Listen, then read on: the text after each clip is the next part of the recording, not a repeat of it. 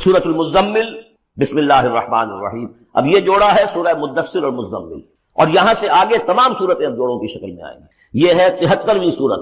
تو 28 صورتیں ابھی جو ہے وہ موجود ہیں اس کی، اور پھر 14 اور، تو گویا کہ 35 صورتیں جو ہیں، کیونکہ 114 ہے کل صورتیں. یہ جتنی بھی آئیں گی اب 36 صورتیں، یہ سب کی سب جو ہیں یہ جوڑوں کی شکل میں. یا ایھا المزمل یا ایھا المدثر، بالکل ایک طرح سے انداز. یا ایھا المزمل، اے کمبل میں لپٹ کر لیٹنے والے، صلی اللہ علیہ وسلم. فداہ آباؤنا و امہاتنا، قم اللیل الا قلیلا، کھڑے رہا کرو رات کو سوائے اس کے تھوڑے سے. قیام اللیل کی حقیقت یہاں سمجھ لیجئے. حدیثیں سنتے ہیں آپ جمعوں کے اندر، سب نے سنی ہوگی. من قام رمضان ایمانا واحتسابا، اور وہ قیام کیا ہوتا ہے؟ 1 گھنٹے. تراویح 20 پڑھی گئی، بلکہ عشاء سب ملا کے 1.5 گھنٹے میں فارغ ہو کے آ گئے. قیام اللیل کا نصاب یہ ہے. من قام رمضان ایمان، وہ تو حضرت عمر نے بہت بڑا صحیح فیصلہ کیا کہ عوام کے لیے جنہیں اینٹیں دھونی ہے، کسی چلانی ہے، ان کے لیے ممکن نہیں ہے، لیکن خاص طور پر جنہیں اللہ نے سہولت دے دی ہو، جو ہر سال 1 مہینے کی چھٹی لے سکتے ہیں، بجائے وہ سیر کرنے کے لیے چھٹیاں لیں، وہ 1 مہینے کی چھٹی لیا کریں نا رمضان. قیام اللیل سے صحیح طور سے اس کی برکات سے مستفید ہو، راتوں کو جاگے. یا ایھا المزمل قم اللیل الا قلیلا، کھڑے رہا کرو رات کو سوائے اس کے تھوڑے سے حصے کے. نصفہ، آدھا اس کا، اب انقص منہ قلیلا، یا اس میں سے کچھ کم کر لیں یعنی تہائی. او زد علیہ، یا اس میں بڑھائیے یعنی 2/3. ورتل القرآن ترتیلا، اور ٹھہر ٹھہر کر رک رک کر قرآن پڑھتے جائیں. قیام اللیل کے ساتھ اصل ہے قرآن. چنانچہ اس کے بعد جب اس کا خلاصہ نکال دیا گیا قیام اللیل کا، تہجد کی نماز وہ اب مختصر کر دی گئی. جب فرض نمازیں آ گئی تو قیام اللیل اب ختم ہوا، اب وہ تہجد کی نماز ہے. وَمِنَ اللَّيْلِ فَتَہجد بِهِ، اس قرآن کے ساتھ تہجد. یہ نہیں کہ وہ تو یاد ہی نہیں قرآن، تو چند صورتیں ہیں وہ 8 رکعتیں پڑھی اور پھر بیٹھ گئے کسی اور طرح کے ذکر میں، وہ تہجد نہیں ہے. قرآن کے ساتھ اس کے لیے قرآن یاد کرو. رتل القرآن ترتیلا، ترتیل کہتے ہیں ٹھہر ٹھہر کر ایک لفظ پر غور کرتے ہوئے قرآن کو پڑھنا. انا سنلقی علیک قولا ثقیلا، ہم عنقریب آپ پر ایک بہت بھاری بوجھ ڈالنے والے. اس سورہ مبارکہ کی ابتدائی آیات جو ہیں غالباً 9، یہ تیسری وحی ہے جو محمد عربی صلی اللہ علیہ وسلم پر آئی، اور جو چوتھی وحی آئے گی وہ سورہ مدثر میں ہے، جس میں حکم ہے تبلیغ کا. وہ بھاری وزن آنے والا ہے آپ کے کاندھے پر، اب آپ کو تیاری کر لینی چاہیے. تیاری کیا ہے؟ اگرچہ آپ پہلے سے معراج انسانیت پر فائز ہیں، تاہم اس بار نبوت اور کار رسالت کی ذمہ داریاں اٹھانے کے لیے ابھی آپ کو کچھ اور ریاضت کرنی پڑے گی. راتوں کو کھڑے رہے، قرآن کو اپنے اندر جذب کریں. ان ناشئۃ اللیل ہی اشد وطئا واقوم قیلا، یقیناً رات کا یہ جاگنا یہی تو ہے کہ جو خوب مضبوط ہے، مؤثر ہے نفس کو کچلنے میں. واقوم قیلا، اور جو قول ہوتا ہے وہ بھی سیدھا ہوتا ہے، سکون ہے، اطمینان ہے. اس وقت آپ کے اور رب کے درمیان کوئی حجاب نہیں. ان لک فی النہار سبحا طویلا، دن کے اوقات میں تو آپ کے لیے بڑی مشقت ہے، مصروفیت ہے. کبھی کوئی آیا کہہ گیا یہ تو مجنون ہے، اب آپ کے دل میں کدورت ہو گئی پیدا، کچھ نہ کچھ تکدر پیدا ہو گیا. رات کو کچھ نہیں ہے، آپ ہے اور آپ کا رب. واذکر اسم ربک وتبتل الیہ تبتیلا، اپنے رب کا نام جپا کرو اور بالکل ہر طرف سے کٹ کر اسی کے ہو جاؤ. تبتل اس کو کہتے ہیں. لیکن یہ کہ بے ہما اور باہما سب کے ساتھ رہو، سمجھیے اپنے آپ کو جیسے قیامت کے دن کھڑے ہونا ہے اکیلے، کوئی ساتھ نہیں آئے گا، نہ بیٹا نہ بیٹی، نہ بیوی نہ شوہر، نہ باپ نہ ماں، کچھ. یہ ہر شخص کی ایک انڈیویجویلٹی ہے، اس کی اپنی ایک شخصیت ہے. لیکن دعوت کے لیے، تبلیغ کے لیے آپ کو لوگوں کے ساتھ رہنا ہے. لیکن آپ کے ذہنی رشتے، توقعات، امیدیں، دوستیاں، قلبی رشتے کٹ جانے چاہیے. سب سے کٹ کر صرف اللہ کے ساتھ.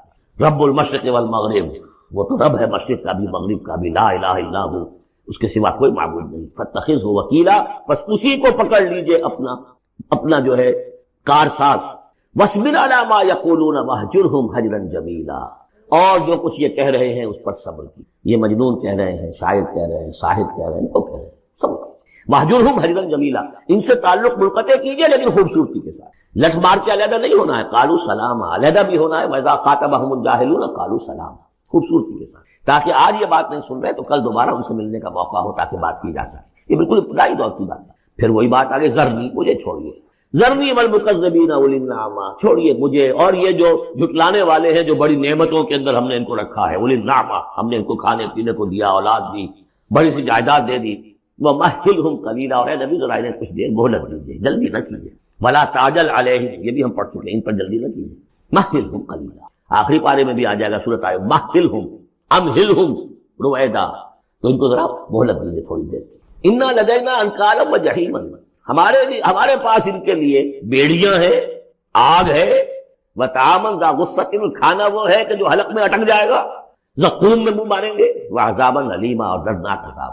یہ جا رہے کشا کشا ادھر، لیکن یہ کہ ابھی ہمیں وہ اجل مسمى جب آئے گی اس وقت تک کے لیے ہمیں مہلت دیں گے، ان کی رسی دراز کریں گے۔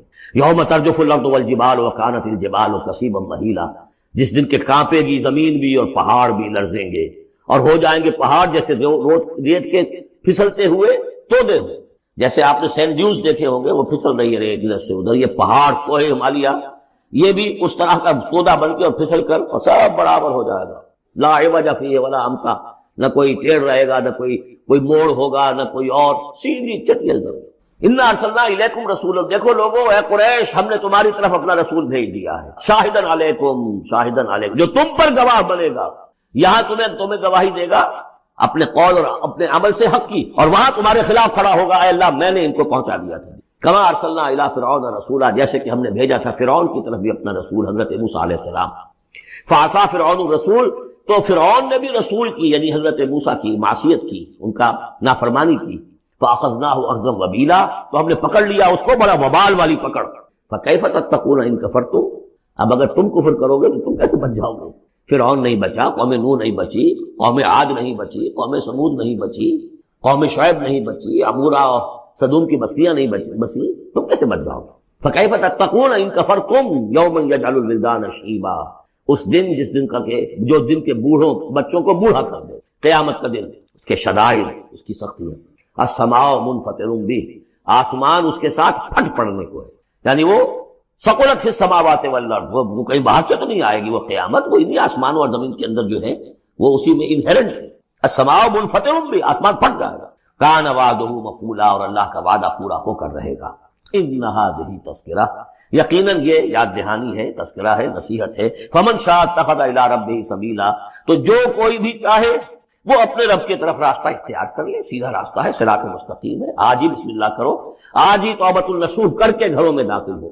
اب یہ ہے 19 آیات، لیکن اس کے بعد جو ایک آیت پر پورا رکوع مشتمل ہے، اس کے بارے میں بہت عرصے تک میں بہت پریشان رہا اس کو سمجھنے میں، اور میں حیران ہوں کہ تفاسیر میں کہیں مجھے کوئی اس کے لیے بات نہیں ملی۔ اتفاقاً ہے کہ میں الاتقان فی علوم القرآن اس کا مطالعہ کرتے ہوئے مجھے حضرت عبداللہ ابن عباس رضی اللہ تعالیٰ عنہ کا ایک قول مل گیا کہ یہ ایک آیت نہیں 2 آیتیں، یہ روایات ختم ہو گیا۔ کوئی کہتا ہے کہ یہ 1 سال کے بعد آئی، کوئی کہتا 16 ماہ بعد آئی، کوئی کہتا ہے یہ آیت جو ہے یہ مدنی ہے، کوئی کہتا 11 سال کے بعد، وغیرہ وغیرہ۔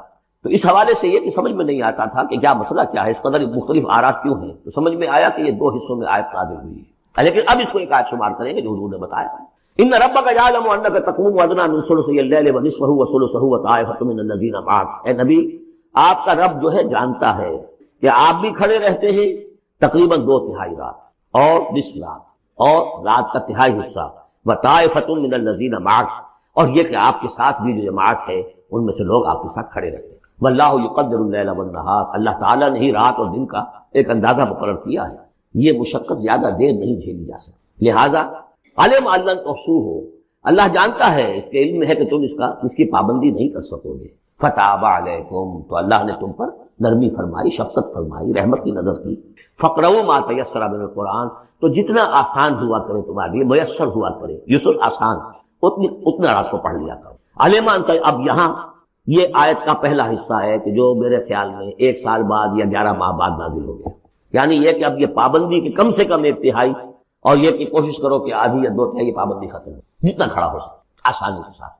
فقرؤوا ما تیسر من القرآن، بقیہ حصہ جو ہے یہ میرے نزدیک بالکل ہجرت سے متصل قبل نازل ہوا ہے، وہ 11 سال والی روایت اس حصے پر ہے۔ علم ان سیکون منکم مرضی، اللہ کے علم میں ہے کہ کچھ لوگ ہوں گے تم میں سے جو مریض ہو جائیں گے، ان کے لیے ممکن نہیں ہوگا قیام اللیل۔ وآخرون یضربون فی الارض یبتغون من فضل اللہ، اور لوگ ہوں گے زمین میں سفر کرنے پر مجبور ہوں گے اللہ کے فضل کی تلاش میں۔ وآخرون یقاتلون فی سبیل اللہ، اب یا تو یہ حصہ مدنی ہو سکتا ہے جس میں لفظ قتال کا ذکر آ رہا ہے، یا یہ کہ بالکل ہجرت سے متصل قبل، اور لوگ ہوں گے جو اللہ کی راہ میں قتال کریں گے، جب قتال کریں گے دن بھر کی مشقتیں ہوں گی، تو اب رات بھر کھڑے رہنا، 2/3 رات کھڑے رہنا ان کے لیے ممکن نہیں ہوگا۔ فقرؤوا ما تیسر منہ، ایک تو اسی جو بھی تم کر سکو جتنا آسان ہو اتنا پڑھ لیا کرو۔ وَأَقِيمُوا الصَّلَاةَ وَآتُوا الزَّكَاةَ، اب نماز پنجگانہ کا حکم آ گیا ہے۔ ان دلوں کے اوپر زنگ آ جاتا ہے، کما یصدع الحدید اذا اصابہ الماء، جیسے کہ لوہا جو ہے زنگ آلود ہو جاتا ہے جب پانی اس پر پڑے۔ کہیں کہا گیا کہ دل پر سختی آ جاتی ہے، اور انسانی دل پر جب سختی آ جائے، قرآن مجید میں سورہ بقرہ ہی میں وہ تمثیل ہے رونگٹے کھڑی کر دینے والی، کہ جب انسان کے دل میں سختی پیدا ہو جائے تو کوئی شے دنیا کی اتنی سخت نہیں ہوتی جتنا کہ انسان کا دل سخت ہو جاتا۔ ثم قست قلوبکم فہی کالحجارۃ او اشد قسوۃ فإن من الحجارۃ لما یشقق فیخرج منہ الماء وإن منها لما یہبط من خشیۃ اللہ۔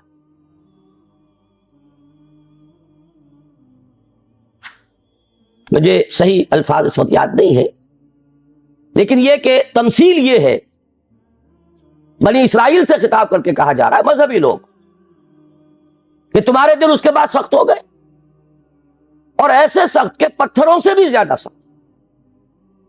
پتھروں میں تو وہ بھی ہے جو شق ہو جاتے ہیں، پانی نکل آتا ہے، چشمہ پھوٹ بہتا ہے، ان میں وہ بھی ہیں جو اللہ کی خشیت سے گر پڑتے ہیں، لیکن انسان کے دل پر اگر یہ سختی آ جائے تو اب پہلی ضرورت ہے دل کو نرم کرنے کی، اور اس دل کو نرم کرنے کے لیے ضرورت ہے وعظ کی۔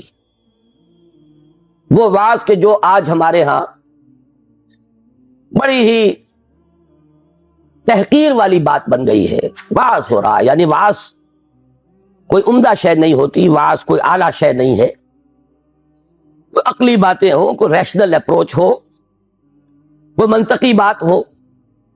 وعظ کے بارے میں تو بڑے ہی ایک استحقار کے انداز میں کہا جائے یہ وعظ فرما رہے ہیں، حالانکہ واقعہ یہ ہے کہ وعظ کی بڑی ضرورت ہے۔ دل نرم ہوگا تبھی وہ جذب ہوگا، کلام اس میں داخل ہوگا۔ آپ کو معلوم ہے وہ زمین جس کے اوپر کتا جاتا ہے سخت، کتنی بارش برس جائے وہ پانی ادھر ادھر چلا جائے گا، جذب ہوگا ہی نہیں، لہذا اس کی کوئی فائدہ نہیں۔ تو سب سے پہلی شے ہے دل کو نرم کرنے والی۔ ایک حدیث میں اس کا نقشہ کھینچا گیا ہے کہ ایک مرتبہ حضور نے وعظ فرمایا، خطبہ دیا، اس کے بارے میں الفاظ آتے ہیں کہ جس سے دل لرز اٹھے اور آنکھوں سے آنسوؤں کے چشمے جاری ہو گئے۔ صحابہ نے عرض کیا کہ حضور معلوم ہوتا ہے کہ یہ تو کوئی آپ جیسے کہ یہ کلام آپ کا جیسے کسی کو وداع کیا جا رہا ہو، رخصت کیا جا رہا ہو، کوئی ایسی بات ہے تو مزید وصیت فرمائیے، مزید نصیحت فرمائیے۔ تو وعظ کی اپنی جگہ بڑی اہمیت ہے، وعظ قابل حقارت شے نہیں ہے، انسان میں عقل ہی نہیں ہے، جذبات بھی ہیں، جذبات کو خود ایک غذا کی ضرورت ہے، بلکہ انسانوں کی عظیم اکثریت جذبات ہی کی راہ سے اپروچ کی جا سکتی ہے۔ وہ ایک بڑی ہی مائنیوٹ مائنورٹی ہوتی ہے جنہیں آپ انٹلیکچوئلز کہیں، انہیں تو واقعتاً ان کی مجبوری بھی ہے کہ ان پر وعظ اثر انداز نہیں ہوتا، ان کے لیے ضرورت ہے برہان کی، دلیل کی، استدلال کی، منطق کی، لیکن عظیم اکثریت انسانوں کی اس کے اندر جذبات اور اس جذبے کو اپیل کرنے والی شے۔ اب مجھے یاد آ گئی بات، حضرت عمر رضی اللہ تعالیٰ عنہ، ان کو موم کرنے والی شے کیا تھی؟ کتنے سخت انسان۔ آخری فیصلہ یہ ہے کہ دیکھا جائے گا جو کچھ ہو رہا ہے، یہ دارالندوہ میں بیٹھے ہوئے لوگ طے نہیں کر پائیں گے، یہ سوچتے ہی رہ جائیں گے، اور محمد کا جادو چلتا جا رہا ہے۔ یہ در حقیقت چونکہ ایک ٹرائبل معاشرہ تھا، اس کا بیک گراؤنڈ سمجھ لیجئے، چونکہ حضور صلی اللہ علیہ وسلم کا ساتھ دے رہے تھے آپ کے چچا ابو طالب، and he was the head of the clan. Tribe تو تھا قریش، یہ قبیلہ تھا، اس میں کلینز تھے، جیسے وٹوؤں میں مانے کے، لالے کے، شامت کے، اب یہ چھوٹے چھوٹے گھرانے تقسیم ہوتے چلے جاتے ہیں، اور ہر اس خاندان کا ایک سربراہ ہے۔ اگر اس کے کسی فرد کے خلاف اقدام کیا جائے تو پورے خاندان کو گویا کہ چیلنج کیا گیا، اور ابو طالب حضور کا ساتھ چھوڑنے کو تیار نہیں تھے۔ لہذا قریش کے راستے میں سب سے بڑی رکاوٹ یہ تھی کہ ہم اگر محمد کے خلاف صلی اللہ علیہ وسلم کو اقدام کریں تو ان فائٹنگ شروع ہو جائے گی قریش کی. اور اتنی عقل انہیں بھی تھی کہ a house divided amongst itself cannot stand. پورے عرب میں جو ان کا مقام تھا، جو دبدبا تھا، جو انہیں حیثیت حاصل تھی، اگر آپس میں لڑ پڑیں گے تو ختم ہو جائے. یہ چیز تھی جو مصلحت کے تحت روک رہی تھی قریش کو. حضور کے خلاف کوئی فیصلہ کن قدم وہ اٹھا نہیں پا رہے. لیکن حضرت عمر نے فیصلہ کر لیا کہ کموٹ میں اب جو ہوگا دیکھا جائے گا، میں اب ایک دفعہ تو یہ جھگڑا چکا کے آؤں. تلوار لے کے نکلے. راستے میں ایک صاحب مل گئے کہ جو ایمان لا چکے تھے. انہوں نے تیور دیکھے. عمر بن الخطاب جس بات کا فیصلہ کر لے کر گزرنے والا، بڑی حکمت سے ڈائیورٹ کیا. کہاں چلے؟ بس میں اب قصہ چکانے جا رہا ہوں. یہ روز کی کلکل جو ہے اب ختم ہونی چاہیے. انہوں نے جو تیور دیکھے، فرمایا کہ تمہاری تو اپنی بہن ایمان لے آئی، تمہارے بہنوں ایمان لے آئے. اب وہ جو جلال اور غضب، اس کا میں اور آپ اندازہ نہیں کر سکتے، جس کے ساتھ وہ گئے ہیں اپنی بہن کے گھر. اور جس طرح مارا پیٹا ہے بہنوئی کو بھی حضرت سعید ابن زید رضی اللہ تعالی عنہ اور فاطمہ بنت خطاب حضرت عمر کی ہمشیرہ. ایک جملہ نکلا ہے بہن کی زبان سے، لہو لہان ہو گئی ہے بہن بھائی اور بہنوئی بھی. عمر چاہے تم ہمیں ہلاک کر دو لیکن اب اس دین کو ہم چھوڑنے والے نہیں. ایک جملہ ہے، موم کی طرح پگھل کر رہ گیا عمر. اس میں کوئی انٹلیکچوئل اپیل تو نہیں تھی، کوئی دلیل تو نہیں تھی، کوئی منطقی اپروچ نہیں تھی، کچھ بھی نہیں. تو معلوم ہوا کہ انسان کے اندر، عمر جیسے شخص کے اندر بھی جذبات ہیں. تو معلوم یہ ہوا کہ انسانوں کی ایک عظیم اکثریت ہے جس کو جب تک کہ یہ اوپر کا کرسٹ نہ اترے گا، لاکھ موتی بکھیرتے رہیے. مرد ناداں پر کلام نرم و نازک بے اثر. تو سب سے پہلی یہ ضرورت ہے دل کے اس کرسٹ کو نرم کرنے کی، تاکہ جذب تو ہو، دوا اندر اترے تو صحیح. کیوں بجا در رفت جہاں دیگر شبد، جب جان کے اندر اتر جائے گی یہ شے تب تو انقلاب آ جائے گا، لیکن اترے تو صحیح. اس کے لیے اس کرسٹ کو توڑنا ضروری ہے. لہذا پہلی شان قرآن حکیم کی اس آیت میں آئی موعظۃ. یہ دوسری بات ہے کہ ہم نے واعظ کے اعتبار سے بھی وہ ناقدری کی ہے قرآن کی کہ اس کو واعظ کے میدان سے بھی نکال دیا گیا تھا. اور آج کی بات نہیں، آج تو خیر واعظ ہی کو گالی بنا دیا گیا، لیکن بہت عرصے پہلے واعظ بھی ہوتے تھے تو مثنوی مولانا روم سے ہوتی تھی. علامہ اقبال نے جو مرثیہ کہا ہے، واعظ دستاں زنو افسانہ بند، معنی او پست و حرف او بلند، از ضعیف و شاد و مرسل کارے ہو، از خطیب و دیلمی گفتارے ہو. واعظ ہوتے تھے بڑی ہی کمزور حدیثوں کے بل پر، بڑی ہی بے سرو پا روایات اور حکایات کے بل پر، یا اشعار کے بل پر، قرآن کے بل پر. حالانکہ سب سے بڑا موعظہ، واعظ، نصیحت خود کو. تو پہلا لفظ یہ ہے. اب آگے چلیے، شفاء لما فی الصدور. اندر جذب ہوگا تو اب اندر کی جو بیماریاں ہیں، جو روگ ہیں، ان کا ازالہ ہوگا. یہ کون سے بیماریاں ہیں؟ کہنے کو تو ایک کے اندر ہاتھی کے پاؤں میں سب کے پاؤں. حب دنیا یہ سب سے بڑا روگ ہے. اس کا سب سے بڑا مظہر حب مال. الہاکم التکاثر حتی زرتم المقابر. ایک اور مظہر حب جاہ، اقتدار کی حوث، میرا ڈنکا بج رہا ہو، شہرت کی طلب. یہ ہے وہ تمام روگ. ان روگوں کا علاج قرآن حکیم، شفاء لما فی الصدور. اچھی طرح سمجھ لیجئے، یہ روگ نہ نکلیں گے تو قرآن کو بھی انسان کاروبار بنائے گا. علم را برتن زنی مارے بود، وہی علم ہے کہ جو انسان کو سانپ کی طرح ڈسے گا.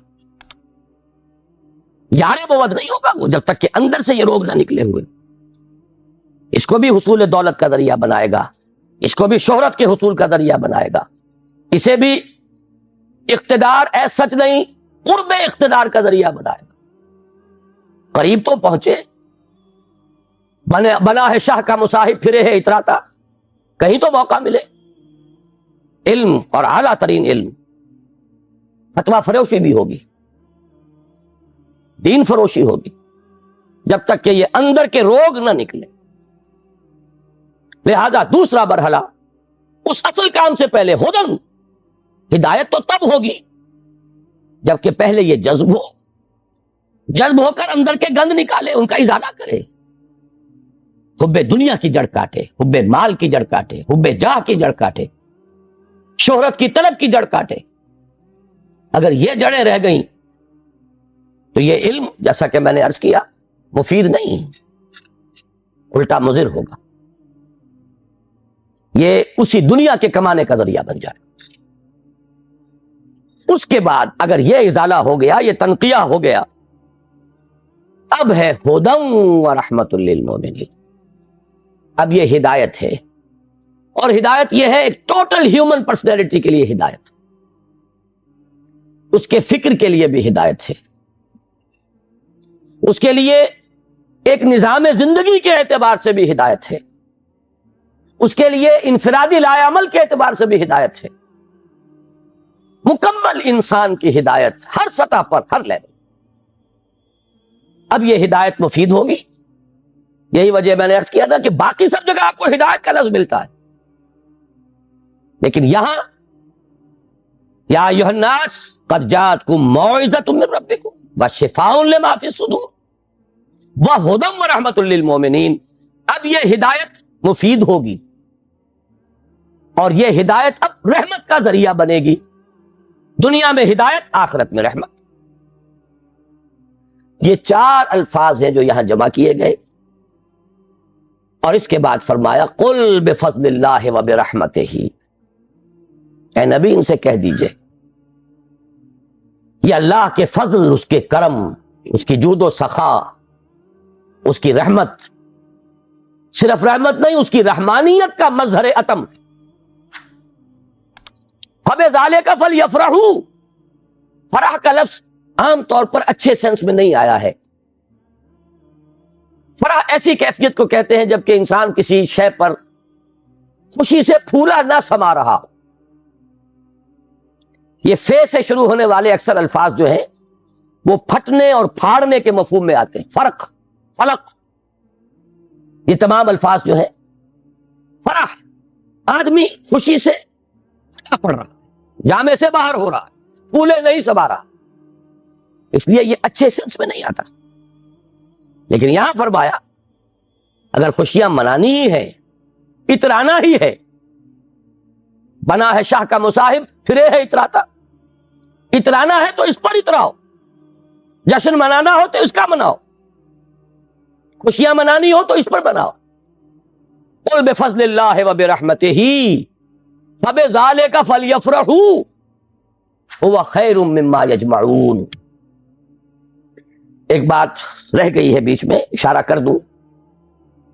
میں نے جیسا کہ عرض کیا تھا موعظہ کے اعتبار سے بھی ہم نے قرآن کو، اب کیا کہوں، لفظ تو بہت سخت آ رہا تھا لیکن قرآن مجید کے خیال سے رک گیا. کم سے کم یہ کہ متروک تو کر ہی دیا. اس سے آگے تزکیہ نفس، اس میں تو سرے سے اس کا کوئی دخل ہی نہیں.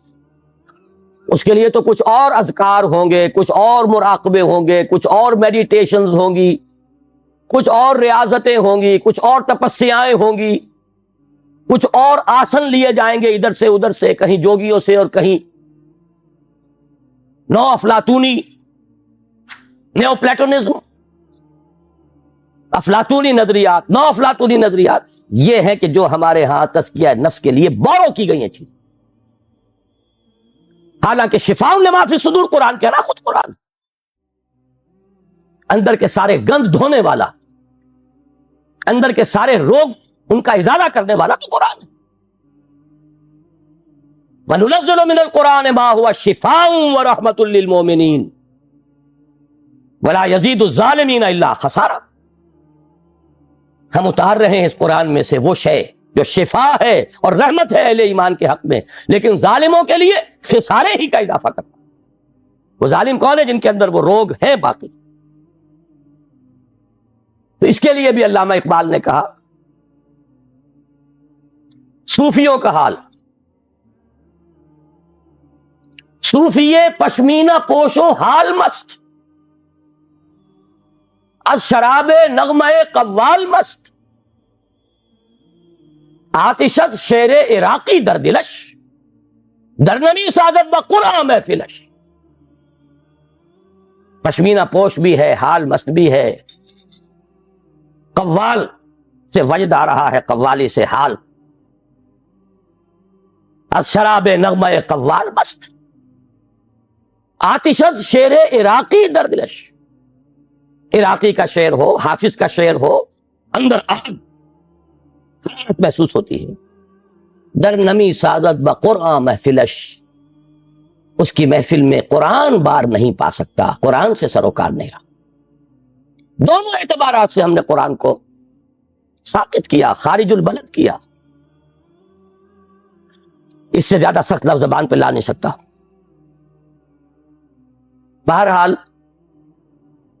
یہ ایک ہدیہ تھا جو میں نے آج آپ کے لیے طے کیا کہ پیش کروں۔ اب اس کے حوالے سے آگے مولانا رومی کا ایک شعر عرض کر دوں کہ ای قدر گفتیم باقی فکر کرو۔ ہر دفعہ وہ ساری کتھا جو ہے دہرانے کی ضرورت نہیں ہے،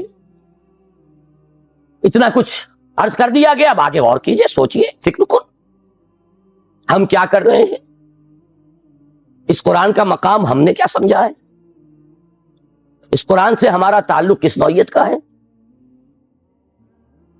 بآیاتش ترا کار جزئی نیست کہ از یاسین او آسا بمیری، اس قرآن کی آیات سے تمہارا یہی سروکار لے گیا ہے کہ عالم نظام میں سورہ یاسین سنا دو،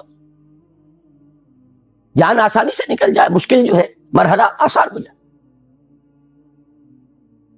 یہ صرف ایصال ثواب یا حصول ثواب کا ایک آلہ بن گیا۔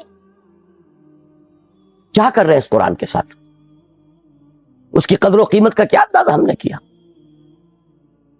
بہرحال جو بھی ربع صدی لگائی ہے آپ کے شہر لاہور میں، سن 65 میں منتقل ہوا تھا، یہاں 90 آ گیا ہے، اب تو ربع صدی میں تو کوئی کمی نہیں رہی۔ اور پہلی جو 2 تقریریں کی تھی مسلمانوں پر قرآن مجید کے حقوق، سوچو صدر ایوب کا دور تھا، وہ جشن منایا گیا تھا، 1400 سالہ جشن نزول قرآن، اور وہ بھی اصل میں ایک بڑی یوں سمجھیے کہ ہوشیاری کا کام تھا۔ بہت قسم کے جشن منتے تھے، جشن مہران، جشن فلاں، رقص و موسیقی، تو انہوں نے سوچا کہ مولویوں کو بھی رشوت کے طور پر ایک جشن دے دو، الاٹ کر۔ 1400 سال ہو گئے، لہذا قرآن کو سونے کے تار سے لکھو، ایک تو یہ کام، اور دوسرے یہ کہ قرات کی محفل منعقد کرو۔ یہ جشن تھا، اس کے حوالے سے میں نے بات کی تھی کہ ہوش میں آؤ، قرآن اس لیے نازل نہیں ہوا۔ جب یہ موعظہ تھا، جب یہ شفاء لما فی الصدور تھا، جب یہ ہدی للناس تھا، جبکہ یہ موجب رحمت تھا، پورا قرآن بھی لوگوں کے پاس نہیں تھا۔ کہیں پرزوں پہ لکھی ہوئی صورتیں، کہیں اونٹ کے شانے کی ہڈی پر سکیپولا پر لکھی ہوئی کوئی صورت، شاذ کسی کو کاغذ دستیاب ہوتا تھا۔ کہیں مابین الدفتین تو قرآن تھا ہی نہیں، وہ تو حضرت ابوبکر نے کیا ہے، حضور کے زمانے میں تو نہیں تھا، سینوں میں جمع ہو گیا تھا۔ سونے کے تار سے کیا سوال، تانبے کے تار سے لکھا ہوا بھی نہیں تھا، کاغذ پر چھپا ہوا تھا ہی نہیں، لیکن قرآن تھا، سینوں میں تھا۔ بل هو آیات بینات فی صدور الذین اوتوا العلم، سینوں میں تھا۔ اس قرآن نے انقلاب برپا کیا۔ آج ہم 1,000 روپے کا نسخہ جو ہے خرید کر بچیوں کو جہیز میں دیتے ہیں، لیکن یہ کہ وہ قرآن حقیقت میں نہیں ہے. لا یبقى من الاسلام الا اسمہ ولا یبقى من القرآن الا رسمہ. رسم الخط ہے. تو دوڑ پیچھے کی طرف ہے گردش ایام تو، ضرورت ہے لوٹنے کی قرآن کی طرف. اس لوٹنے کے لیے اپنی جگہ پر خود بھی آدمی طے کرے جو کمی ہے. اگر قرآن مجید آپ نے ناظرہ بھی نہیں پڑھا ہے تو شرمائیے نہیں، اس کمی کی تلافی اب کیجیے. اور میں کہا کرتا ہوں کہ حضور کی بسم اللہ ہوئی تھی 40 برس کی عمر میں، جب قرآن کی پہلی آیت نازل ہوئی ہے اور حکم ہوا اقرا، آپ نے یہ کہا تھا ما انا بقاری، میں تو پڑھنے والا نہیں ہوں، پڑھا ہوا نہیں. 40 برس کی عمر تھی تب قرآن پڑھنا شروع کیا. It's never too late. Quran پڑھیے، قرآن سمجھیے، قرآن پر عمل کیجیے. اگر اللہ نے آپ کو فہم کی ایک بلند تر سطح پر، ہائر لیول آف کانشیسنس پر فائز کیا ہے، اسی لیول کے قرآن کو پڑھیے. یہ قرآن نہیں ہے، اس میں ہزاروں قرآن ہے. ہر شعور کی سطح کا ایک قرآن اس میں علیحدہ موجود ہے، اور ہر دور کی علمی سطح پر، اس کے افق پر ایک خورشید تازہ کے مانند یہ قرآن طلوع ہوگا. لیکن ضرورت ہے اس میں لگنے کی، کھپنے کی، اس میں ڈوبنے کی، اس میں غوطہ زنی کی. قرآن میں ہو غوطہ زن ہے مرد مسلمان. اس سے ذرا آگے بڑھیے.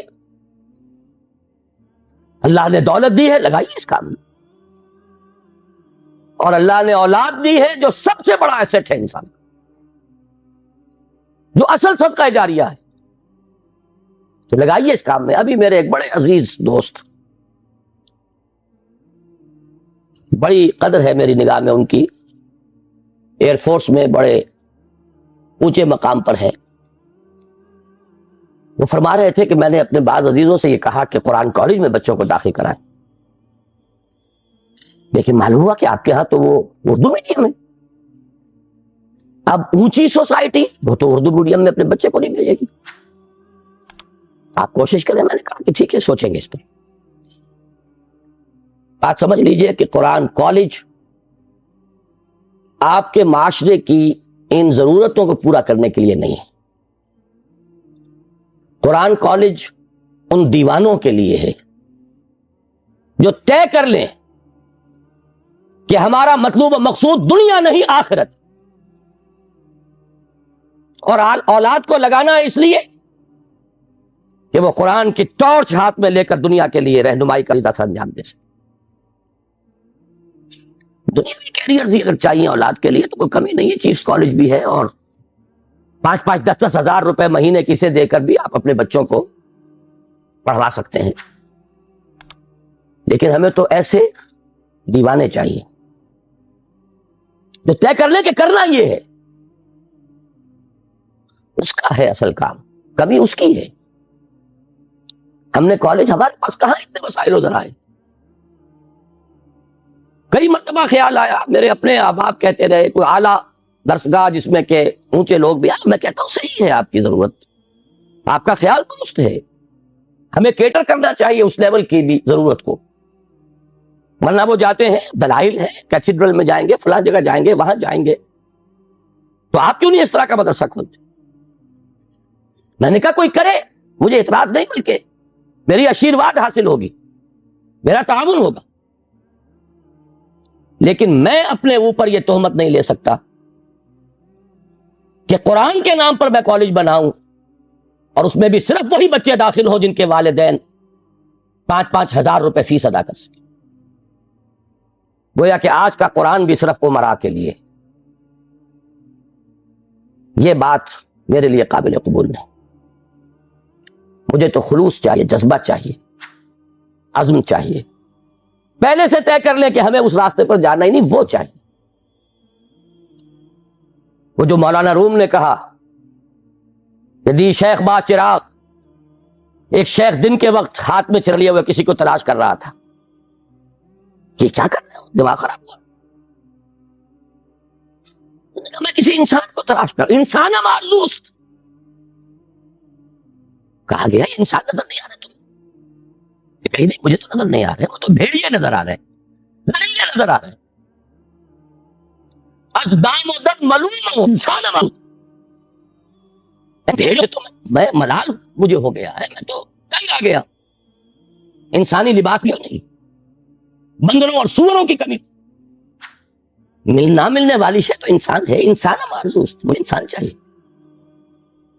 یہی کشف اسی شہر میں مولانا احمد علی کو تھا رحمہ اللہ، وہ اپنا جوانی کا واقعہ بتاتے کہ جب وہ آئے تھے، ابھی نظر بند کیے گئے لاہور میں شیرا والے کے علاقے میں، جوانی کا دور تھا، کہیں نکلے، ساتھ ہی کشمیری بازار، گلی ہوتے نکل آئے، بھرا بازار، کے چپکے سے کہتا ہے انسان سے بیٹا بتائیں، ان کو 9 کا دور، استہزائیہ انداز میں کہا آپ کو انسان نظر نہیں آتے بھرے بازار میں؟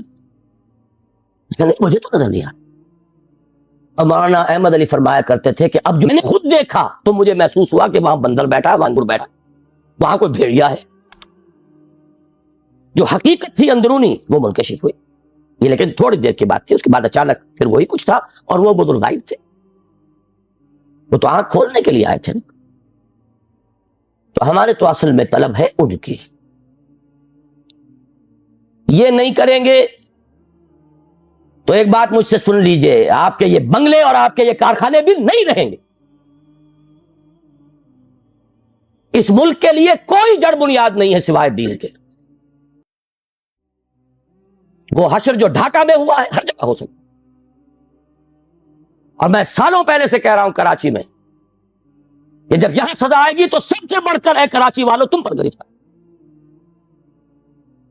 اس لیے کہ تم میں وہ لوگ ہیں، یو پی کے ان شریف گھرانوں کے لوگ جن کے ہاں پردہ اس نوعیت کا ہوتا تھا جو حفیظ نے کبھی کہا تھا کہ چشمے فلک نے آج تک دیکھی نہ تھی ان کی جھلک، جن کے اپنے پورے پورے برقعے، پھر ٹانگے میں سواری کے لیے ایک چادر ادھر ایک چادر ادھر، پھر ٹانگے میں پیچھے بیٹھ گئے تو پھر چادر بندھی ہوئی ہے، اور جب یہاں آئے ہیں تو جس کے پاس 2 پیسے ہو گئے پہلا کام یہ کیا کہ برقع اتار کے پھینک دی۔ یہ ترقی کی گویا کہ پہلی سیڑھی تھی، آزادی گویا کہ اسی کے لیے حاصل کی گئی تھی۔ کیا حال ہے اس کا؟ جو کچھ وہاں ہوا، جو کچھ ڈھاکے میں ہوا، جو وہاں دھان منڈی میں ہوا، وہ کراچی میں، ناظم آباد میں کیا ہو نہیں رہا؟ کیا یہاں نہیں ہو سکتا؟ اس ملک کے لیے اگر اس کی خیر درکار ہے، آج صبح 2 گھنٹے کی تقریر کر چکا ہوں، کتاب لکھ چکا ہوں استحکام پاکستان، لیکن یہ کہ کون پڑھے گا؟ اس کی کیا یوٹیلیٹی ہے؟ سارا ویو یوٹیلیٹیرین ہے۔ افادیت کیا ہے؟ کوئی پروفیشنل افادیت ہے؟ کوئی مالی افادیت کا پہلو ہے؟ کچھ بھی نہیں۔ کوئی تفریح تباہ ہے؟ وہ بھی نہیں۔ لیکن یہ کہ بہرحال غور کیجئے، سوچئے، جو تعاون جس نے جب جتنا کیا اتنا ہی مشکور ہوں، ممنون ہوں۔ میں نے الحمدللہ اپنے آپ کو لگا دیا، اور آج دن میں بھی کہا تھا، نہ صرف اپنے آپ کو لگا دیا، اپنی اولاد کو کھپا دیا، اللہ قبول فرمائے۔ لیکن آپ سے مطالبہ یہ ہے، اس کے لیے اگر زکوٰۃ نہیں نکالیں گے اپنی اولادوں میں سے، شاید کہ اب بھی اللہ تعالیٰ اگر اس طرف کوئی پیش قدمی ہو جائے تو شاید کہ اللہ تعالیٰ ہماری توبہ قبول فرما لے، ورنہ حالات جہاں بیٹھیں گے 4 آدمی، معاشرے کا مرثیہ، جتنا چاہے مرثیہ پڑھوا لیں، سارا مرثیہ پڑھ کر وہ کچھ ہے، اگلی صبح طلوع ہوگی وہی روٹین ہوگا، وہی مشاغل ہوں گے، سرے منہ کوئی فرق نہیں۔ ہم اس طبقے میں سے ہیں، میں نے کبھی آج یاد آ رہا تھا مجھے 20 سال پہلے اسی ہوٹل میں، پورے 20 سال، 1970 کا نومبر تھا غالباً، میڈیکل ایسوسی ایشن کے تحت میں نے اس ہوٹل میں تقریر کی تھی، 4 دائرے بتائے تھے معاشرے کے۔ آج میں جمعے کی تقریر میں پھر اسے دہرا کر آیا، اس لیے مجھے یاد آیا تھا کہ آج شام پھر مجھے اسی ہوٹل میں پہنچنا ہے۔ 4 کنسنٹرک سرکلز، چھوٹا سا دائرہ جس میں 2% آدمی ہے، بڑا دائرہ جس مزید 3%، 5% آدمی، اور ذرا دائرہ اس میں کچھ 8% آدمی ہمارے معاشرے کے، اور وہ آگے بڑا دائرہ جس میں 85% آدمی. اس 85% کا تو حال یہ ہے کہ دین سے کوئی تعلق سرے سے نہیں ہے، جس کو عملی تعلق کہا جائے، اس لیے کہ اس کا فٹ رول اللہ اور اس کا رسول جو دیں گے اسی سے ناپا جائے گا، اس کا یارڈ سے ہوگا. کتنی فیصد آبادی آپ کی 5 وقتہ نماز کی پابند؟ الفرق بین الاسلام والکفر الصلاۃ. جائزہ لے لیجیے. دوسرے دائرے میں